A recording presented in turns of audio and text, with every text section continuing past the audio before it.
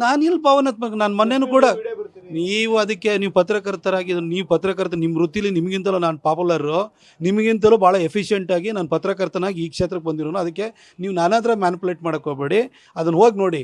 ನಾನು ಎಲ್ಲರಿಗೂ ನನ್ನ ಪತ್ರಕರ್ತ ಜೀವನದಲ್ಲಿ ಸು ರಮಾಕಾಂತ್ ಅವರಿಂದ ವಿಶ್ವೇಶ್ವರ ಭಟ್ರವರೆಗೂ ಎಲ್ಲರಿಗೂ ಕೂಡ ನಾನು ಧನ್ಯವಾದ ಹೇಳ್ತಾನೆ ಬಂದಿದ್ದೆ. ವಿಜಯ್ ಸಂಕೇಶ್ವರ್ ಸಾಹೇಬ್ರ ಬಗ್ಗೆ ನಾನು ಧನ್ಯವಾದವನ್ನು ಯಾವತ್ತೂ ಹೇಳೋಕ್ಕಾಗಿರಲಿಲ್ಲ. ಹಾಗೆ ಮಾತಾಡ್ತಾ ನಾನಿವತ್ತು ರಾಜಕಾರಣಿಯಾಗಿ ಇವತ್ತು ಬೆಳೆದು 2 ಸರಿ MP ಆಗಿ ಕೆಲಸವನ್ನು ಮಾಡುವಾಗ ನನಗೆ ಅವತ್ತು ಮೂಲದಲ್ಲಿ ವೇದಿಕೆಯನ್ನು ಕೊಟ್ಟಂಥವರು ಸಂಕೇಶ್ವರ್ ಸಾಹೇಬರು.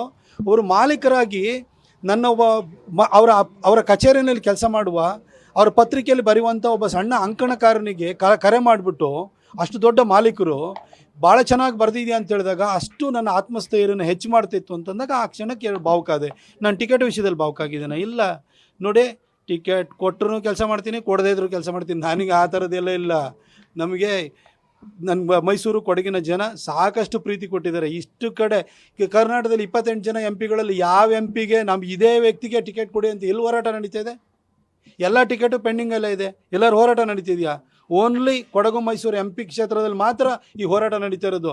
ಇಷ್ಟು ಪ್ರೀತಿ ಕೊಟ್ಟಿದ್ದಾರಲ್ಲ, ಇದಕ್ಕಿಂತ ಇನ್ನೇನ್ರಿ ಬೇಕು? ಏನು MP ಆಗಿ ಹುಟ್ಟಿದ್ನ ಅಥವಾ MP ಆಗಿ ಸಾಯ್ತೀನ? ಇಲ್ಲ ಅಲ್ವಾ?